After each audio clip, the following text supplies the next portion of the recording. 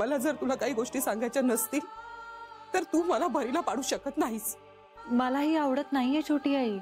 अहो पण तुम्हीच अडकवलंयत मला यात। मी काय केलं? तुम्ही माझ्या बरोबर होतात असं सांगितलं की नाही आईजींना? हो मी असं सांगितलं। मी चुकले।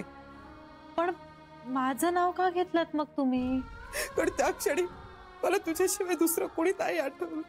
पण ते खरं नव्हतं ना छोटी आई, असं का सांगितलं? चुकले मी। I am sorry. बस।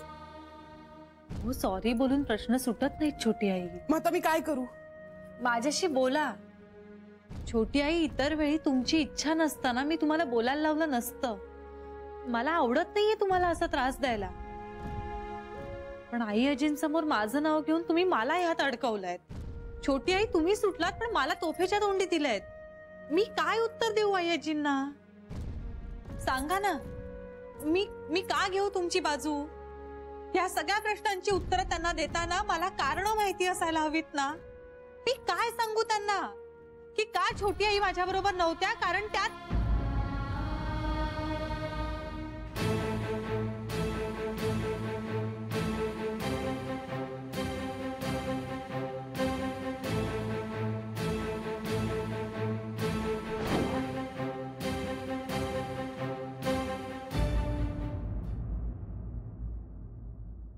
साहेब तुम्ही सांगितलं नव्हतात तरी या चहा आणलाय माझ्याकडून स्पेशल, एकदम झकास जमलाय। घ्या साहेब। का रे आज काय स्पेशल? तुम्ही इथे परत आलात ना। Thank you so much. इतके दिवस तुम्ही ऑफिस मध्ये असूनही नसल्यासारखे वाटायचं, आज पुन्हा तुम्ही या खुर्चीत बसलाय। खूप आनंद झालाय साहेब, अगदी मोकळ मोकळ वाटतंय। सॉरी साहेब, मला तसं म्हणायचं नव्हतं। That's okay. पण खरंच साहेब, म्हणजे मॅडम असतानाही छान वाटायचं, पण थोडं टेन्शन असायचं सतत। टेन्शन फक्त तुला होतं की कंपनीतल्या सगळ्यांना? तसं सगळ्यांनाच साहेब, म्हणजे मॅडम थोड्या शिस्तीच्या होत्या ना, आणि त्या कामाच्या आणि वेळेच्या बाबतीत इतक्या चोख होत्या की त्यांच्यासारखं आपल्याला जमेल की नाही याची शंका यायची साहेब। पण मानला आहे मॅडमला, त्यांच्या वयात आपल्याला चालता देखील येणार नाही। मॅडम अजूनही किती कष्ट करतात, अगदी शिस्तप्रिय आहेत मॅडम। अरे ती आहेत शिस्तप्रिय नंदन, पण तितकीच प्रेमळ सुद्धा आहे बरं का। म्हणजे ही कंपनी सुरू करण्यासाठी किंवा इनफॅक्ट ही कंपनी सुरू करण्याआधी सुद्धा आपल्याला शिस्तीत वागणं गरजेचं आहे याची जाणीव झाली होती तिला बहुतेक। म्हणजे आपण जे अनुभव घेतो त्यातनंच आपलं आयुष्य आपण घडवत राहतो ना। मला ही सगळी कंपनी रेडीमेड हातात मिळाली होती, त्यामुळे मी इथे जॉईन होण्याआधी इथली सगळी शिस्त किंवा इथे कसं वागावं हे सगळं सेट झालं होतं। हे जर सगळं इथं नसतं तर आज मी तुमच्याशी जो खेळीमेळीने वागतो ना ते वागणं शक्य झालं नसतं बरं का। त्यामुळे आई आजीची शिस्त ही खूप महत्वाची आहे। बरोबर आहे साहेब तुमचं, पण सगळ्यांना तुमच्या कामाच्या पद्धतीची सवय झाली आहे ना, म्हणून मॅडम बरोबर जरा जड गेलं असणार साहेब। पण नंदन तुला गंमत माहितीये का? म्हणजे माझ्यात आणि आई आजीमध्ये फारसा फरक नाही अरे, आम्ही खूप सेम आहोत। म्हणजे मी जो काही घडलोय ना तो सगळा आई आजीमुळेच घडलोय। अरे तिच्याच हाताखाली तयार झालोय। तिने मला घडवलं नसतं ना तर मला नाही वाटत मी हे इतकं सगळं अचीव करू शकलो असतो। खूप उपकार आहेत तिचे माझ्यावर। मॅडमचे तर सर्वांवरच उपकार आहेत, आणि हाच तर तिचा मोठेपणा आहे की हे ती कुणालाही जाणवून देत नाही। म्हणजे मी तुमच्यावर उपकार करते म्हणून मग तुम्ही माझ्या नियमांनुसार वागा असं कधीही म्हणत नाही। मी आई आजीकडूनच शिकलोय माणसांची किंमत ठेवायला। स्त्रियांकडे आदराने बघण्याचा दृष्टिकोन मला तिच्याकडूनच मिळालाय। म्हणजे 4 पुरुष मिळूनही जे करू शकणार नाही ते माझ्या आई आजीने केलंय असं मी म्हणूच शकणार नाही, कारण आई आजी ही फक्त व्यक्ती नाहीच आहे, ती एक संस्था आहे रे, खूप मोठी संस्था आहे। शी इज अन इन्स्टिट्यूट। खूप ग्रेट आहे माझी आई आजी।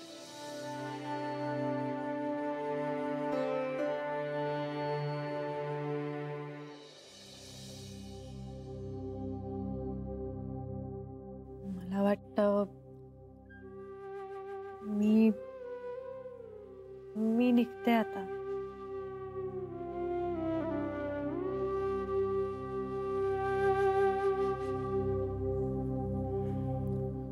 छोटी आई,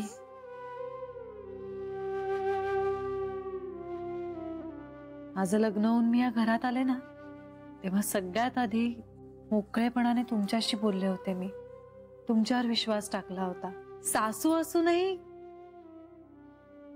सासू असल्याची जाणीव नाही करून दिलीत कधी.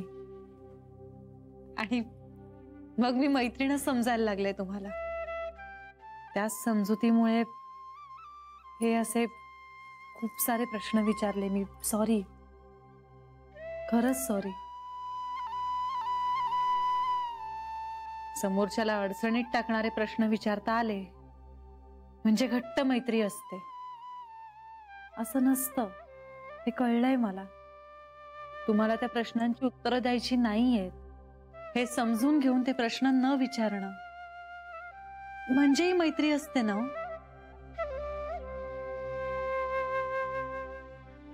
मी निघते आता.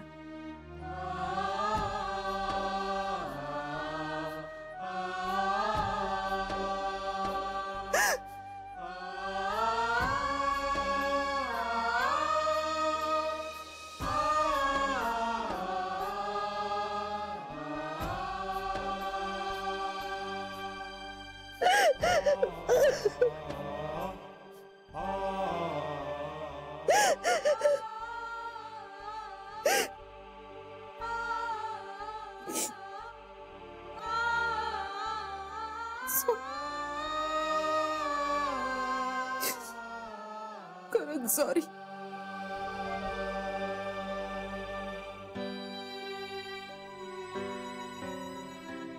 मी चुकले जान्हवी.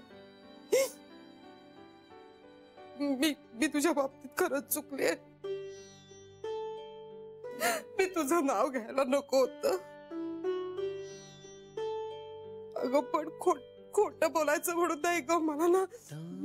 मला त्या क्षणी काही सुचलंच नाही म्हणून नाव घेतलं मी तुझं. मी खूप घाबरले होते. तोंडाला येईल ते बोलले मी.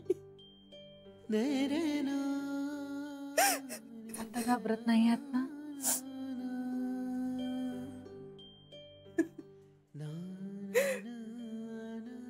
आता काय नंतर काय. घाबरण्यात तर अर्ध आयुष्य गेलंय माझं. सतत भीती. काही चुकीचं बोलणार नाही ना मी काही चुकीचं वागणार नाही ना. माझ्या तोंडून काही चुकीचा शब्द जाणार नाही ना. मनात सतत धास्ती, मनात भीती आणि चेहऱ्यावर मात्र हसत राहायचं. मी किती नॉर्मल आहे बघा. मला किती आनंद होतोय बघा. मला कसं काहीच वाटत नाहीये बघा म्हणून दाखवत राहायचं. जान्हवी जीव जातो ग माझा या सगळ्यात. माझा खरंच जीव जातो या सगळ्यात. पण तुझ्याशी मात्र मी मोकळेपणाने बोलू शकते. कारण तू कुठल्याही गोष्टीचा फक्त दोन बाजूनी चूक किंवा बरोबर एवढाच विचार नाही करत. त्या गोष्टीकडे ना सर्वांगाने बघतेस. आणि म्हणून मला खात्री वाटते तुझ्याबद्दल. हो ना, मग बोला ना माझ्याशी. मला माहितीये खूप दिवसांपासून तुम्हाला मला काहीतरी सांगायचंय. आणि छोटी आई प्लीज, योग्य वेळ आल्यावर मी सांगेन असं नका म्हणू. कारण योग्य वेळ वगैरे असं काही नसतं. आपण मनाशी ठरवलं की आपल्याला बोलता येतं. हो की नाही? मला माहित नाही. मला खरंच काही माहित नाही.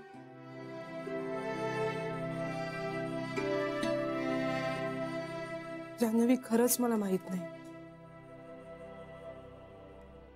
मला फक्त इतकंच माहितीये की मी तुझ्यासारखं एवढं चांगलं नशीब घेऊन जन्माला नाही आले.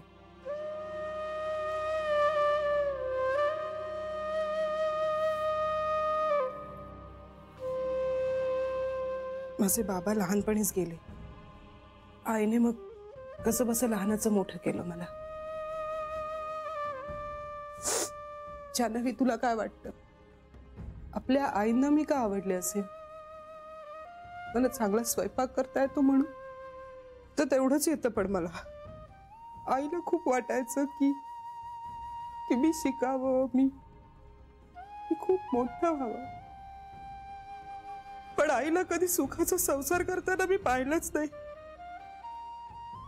आणि म्हणून कदाचित मी स्वप्न बघितली ती फक्त माझ्या संसाराची. माझा स्वतःचा संसार, माझ्यावर मनापासून प्रेम करणारा माझा नवरा. बस एवढी छोटी अपेक्षाही पूर्ण होऊ दे का ग?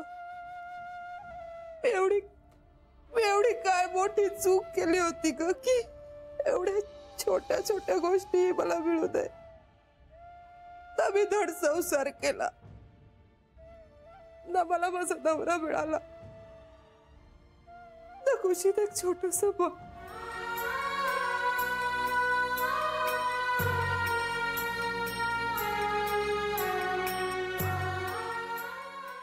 होतं ग चांदवी.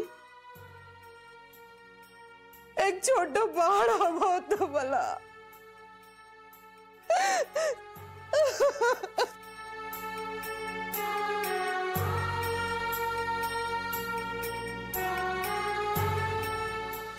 काही म्हण इंदू, पण श्री वाळला ग.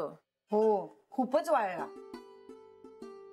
किती झालं तरी बाहेरचं खाणं ते बाहेरचं खाणं, पौष्टिक असं काही असणारच नाही. बहिणी, मला तर ना त्याच्या डोळ्याखाली असं राऊंड अँड राऊंड असं ब्लॅक झाल्यासारखं वाटते. बहिणी, ब्लॅक म्हणजे काळं. आता घरी आला ना, छान खाऊ पिऊ घालूया त्याला. आपण त्याला बदामाचं दूध दिवसातून 1 वेळ द्यायचो, आता 2दा देऊया. हा चालेल. रोज काहीतरी कडधान्य भिजत घालायचंच. म्हणजे रोज उसळच करायला पाहिजे असं नाही, कधी कोशिंबीरीत घालू, कधी वेगळं काहीतरी. हा इंदू, हिरवे मूग भिजत घाल ना. हा, हिरवे मूग भिजव. म्हणजे मी भिजवते. वहिनी, श्री आल्यापासून कसा उत्साह आलाय ना. 4 गोष्टी कराव्या, खाव्या असं वाटतंय. मला तर किती करू आणि किती नको असं झालंय अगदी. मला पण. प्रसाद, काय काय तुला पण काय? किती करू आणि किती नको असं झालंय. का हसताय का? दोघी बहिणी शोभता अगदी. अगं आत्ताच हे वाक्य वहिनी म्हणाल्या. पण सरे, अगं आमचं ठीक आहे, आम्ही करून करून काय स्वयंपाक करणार, पण तू काय किती किती करणार आहेस? देवपूजा. अत्यानंद महाराजांच्या कृपेमुळे श्री घरी परत आलाय. आता किती नामस्मरण करू आणि किती पूजा करू असं झालंय मला. मी तर महापूजा करायचं ठरवलंय. महापूजा? हो. श्री घराबाहेर होता ना, तेव्हा मी देवाला साकडं घातलं होतं. तो घरी परत आला ना की त्याच्या हस्ते महापूजा करेन. आता करावी लागेल ना. सरे, तुला माहितीये ना श्री हे काहीच करत नाही म्हणून? अगं आतापर्यंत नव्हतं केलं, पण आता करेल की. आणि कुठे जायचं वगैरे नाहीये, इथेच करायचंय. पण मोठी पूजा करायची, 10 गुरुजी बोलवायचे, पारायण करायची, होम करायचा की झालं. झालं. सरे, कृपा कर आणि आता श्री नाराज होईल असं काही करू नकोस. अगं तो का नाराज होईल? मी बोलते ना त्याच्याशी, मी समजावलं की करेल तो. त्याला सांगितलं तर झालीच समज तुझी पूजा. हा म्हणजे? अगं म्हणजे काय म्हणजे, एक वेळ तो ऑफिसला गेल्यावर आपण घरी काही केलं तरी चालतं, पण तो पूजेला बसणार, होम करणार, ह्या म्हणजे अपेक्षा जरा जास्तच आहे सरू. पण आता मी बोलून बसले, आता घालावीच लागेल पूजा. बरं, तुला काय वाटतंय कधी करायची पूजा? परवा. परवा? वहिनी, आपण परवा जाऊया का साड्या घ्यायला? अहो, मी परवा पूजा घालायचं म्हणते. सरू, भानावर ये. परवा पूजा होणं शक्य नाही. एक तर आधी तू श्रीशी बोलली नाहीस, आणि बोललीस तरी श्री तयार होणं शक्य नाही. पण मी बोलून तर बघते ना, तो ऐकेल माझं नक्की. बरं, तू बोल श्रीशी, बघूया काय होतंय. हा, प्रसाद देऊन येते सगळ्यांना. वहिनी, बोल काय, श्री चिडेल. नाही चिडणार, म्हणजे पूजा नाही करणार, पण चिडणार पण नाही. तिला बोला असं वाटतंय ना, बोलू दे ना तिला. हे बघ, आनंद व्यक्त करायची तिची ही पद्धत आहे. तिच्या आनंदावर आपण कशाला पाणी टाकायचं? हा, कशाला पाणी टाकायचं? चहा पी. हे घ्या, थोडं पाणी.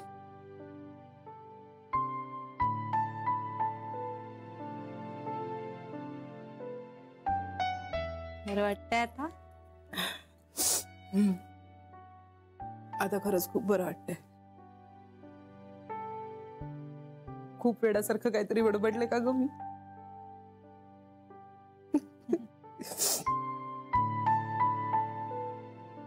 आणि कुणी सांगितलं की मला बाळ नाहीये?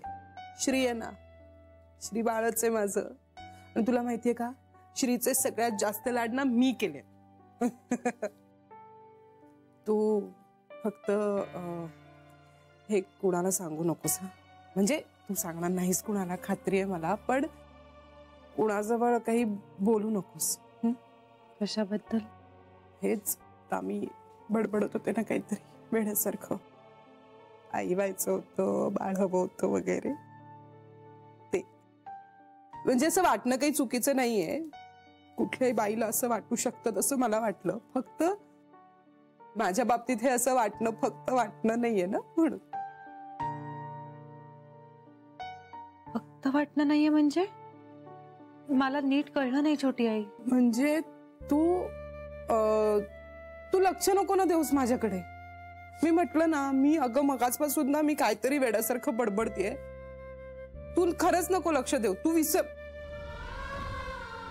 विसर ना हे सगळं. मी विसरते की नाही? म्हणजे मगाचपासून आपण काय बोलत होतो, तू मला काय विचारत होतीस, तुला मला काय सांगायचंय, मी खरंच सगळं विसरून गेले. तू विसरून जा. आणि खरंच तू अशी अशी काय बघतेस माझ्याकडे? अगं मी खरं सांगते तुला, विसरणं खूप चांगलं असतं अगं. म्हणजे आपण विसरलो ना की डोळ्यांना असा लगाम बसतो, ते वाहत नाहीत. डोळे वाहिले नाहीत की आपल्याला दुःख होत नाही. आपल्याला दुःख झालं नाही की आपल्याला प्रश्न पडत नाहीत. म्हणून विसरणं चांगलं असतं असं हे म्हणतात. याने मला सांगितलंय सगळं विसरायचं असतं म्हणून. तू चिडलीयस का माझ्यावर? नाही चिडले. मला वाटलं चिडलीयस. पण आई चिडतील ना आता तुझ्यावर. सॉरी. मी खरंच तुझ्यावर सगळं ढकलून इथे निवांत बसली आहे. तू रागावू नकोस हा माझ्यावर. देव बरोबर शिक्षा करेल मला. आता काय शिक्षा करणार आहे तो मला? आधीच त्याने खूप मोठी शिक्षा देऊन ठेवली आहे मला. मी मूर्ख आहे. मी त्यातून काही शिकले नाही.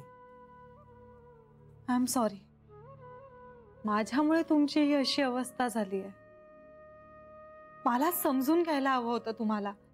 हे असे इतके प्रश्नांवर प्रश्न मी विचारायला नको होते. अहो किती काय काय आहे तुमच्या मनात. माझंच चुकलं. अहो हे इतकं सगळं साठलंय तुमच्या मनात, ते असं एकाच वेळी सगळं सांगून टाकावं ही अपेक्षाच ठेवायला नको होती मी.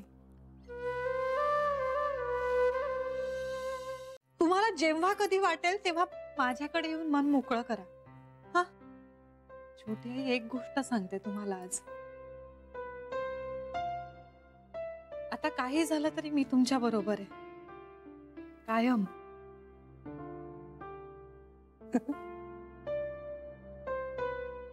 अजूनही तुला विश्वास ठेवावा असं वाटतं माझ्यावर?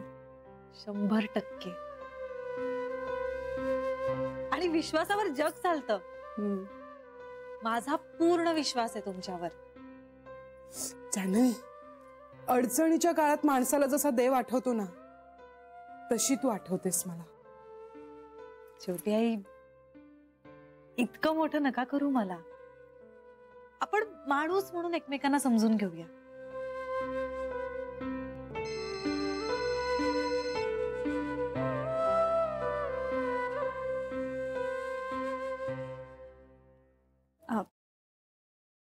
मी आलेच, नंतर बोलूया.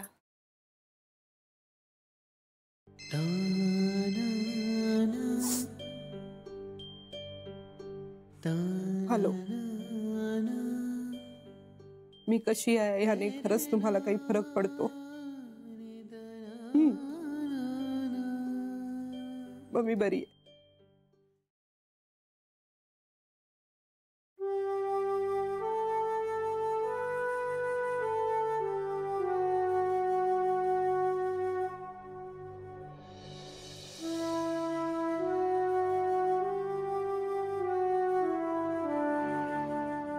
कामात मन गुंतलेलं असलं की डोक्यात विचार येत नाहीत.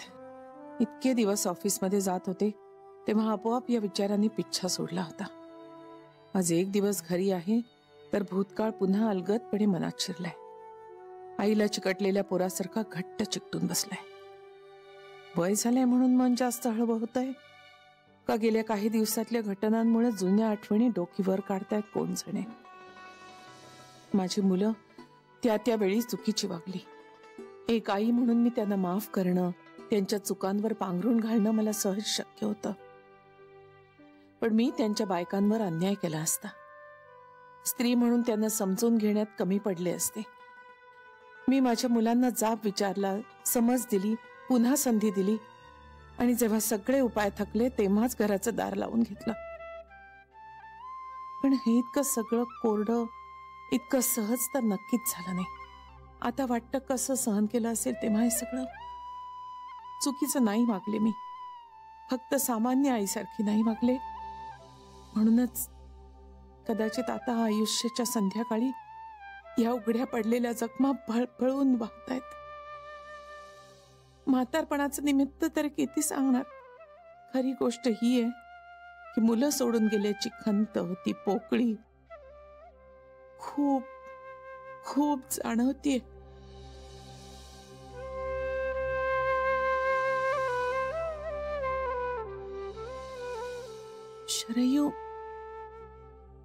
शरयू भेटत असेल का कांताला? का अशी शंका मनात येते? खरं तर अजून काहीच कळलेलं नाहीये. काय करावं तिच्या बाबतीत? कसं समजवावं तिला?